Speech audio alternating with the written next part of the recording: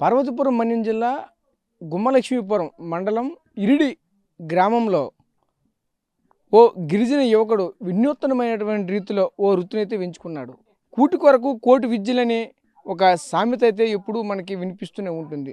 ఇదే క్రమంలో ఒక గిరిజన యువకుడైతే కొత్తగా అంటే ఎవరు ఏ యొక్క యువకుడు కూడా చూడలేనటువంటి కొత్తగా ఒక వినూత్నమైనటువంటి రీతిలో ఒక ఉపాధినైతే ఎంచుకున్నటువంటి పరిస్థితి కనిపిస్తుంది. ప్రస్తుతం అయితే ఆ ఇరిడి గ్రామంలో ఆ యువకుని ఏదైతే ఉపాధిగా ఎంచుకున్నటువంటి ఒక వృత్తి ఉందో ఆ వృత్తి చేసేటువంటి ప్లేస్లో ప్రస్తుతం అయితే మనం ఉన్నాము. మనం చూస్తున్నటువంటి ఈ ప్రాంతం కూడా అంతా ఒక న్యాచురల్గా ఒక కర్రలతో ఒక కొండ కోణంలో దొరికినటువంటి ఒక సాధారణమైనటువంటి ఒక కర్రలతో తయారు చేసినటువంటి ఒక చిన్న గుడిసెలో ఉన్నటువంటి పరిస్థితి కూడా కనిపిస్తుంది. ఇందులో చూసుకుంటే ఏదైతే ఒక వృత్తిగా ఎంచుకున్నటువంటి ఒక బ్యాటిల్ తయారీ అంటే ప్రధానంగా చూసుకుంటే ఈ ఈ రోజుల్లో ఒక క్రికెట్ అనేది ప్రతి ఒక్కరికి కూడా ఆ, ఒక ఫ్యాషన్గా మారినటువంటి పరిస్థితి కనిపిస్తుంది. ప్రతి ఒక్క పిల్లడు కూడా ఈరోజు క్రికెట్ అంటే చాలా ప్రీతిగా ఉన్నటువంటి పరిస్థితి కనిపిస్తుంది. ప్రతి ఒక్కరు కూడా క్రికెట్ ఇష్టపడిన వాళ్ళు ఎవరు ఉండరు.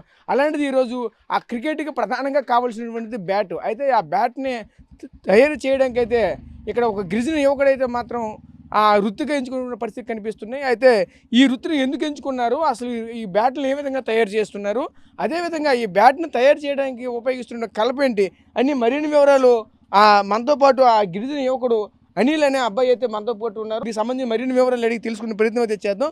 చెప్పండి అనిల్, ఎలా దీన్ని ఈ ఆలోచన మీకు ఎలా వచ్చింది, ఏంటి, మీరు ఎప్పటి నుంచి ఈ బ్యాట్లు తయారు చేస్తున్నారు ఇవి? నేను ఈ 8th క్లాస్ నుంచి బ్యాటిల్ చేయడం అనేది జరుగుతుందండి.